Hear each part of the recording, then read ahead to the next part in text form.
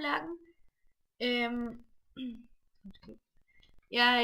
Jeg vil lige lave en video, selvom jeg burde sidde og lave analyse af et teaterstykke lige nu. Men jeg kan simpelthen ikke koncentrere mig. Jeg har været virkelig dårlig, virkelig dårlig blogger de sidste par uger. Det kan jeg ikke lige høre mig selv sige.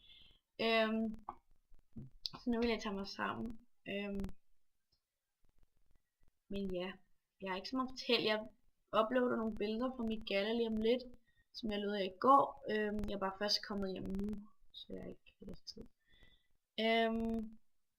Jeg glæder mig til at vise, fordi det var en rigtig sjov aften.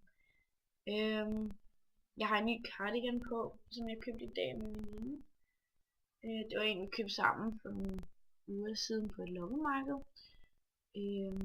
Men nu får den ikke rigtig brugt. Jeg har købt med hende. Men den lugter ret meget af loppemarkedet, så jeg håber det går ud, når jeg vasker den. Det er ikke lige det bedste. Men ja, der er ikke så meget mere at fortælle. Jeg har sølvnejlak på 10'er, som faktisk er ret god. Overraskende nok.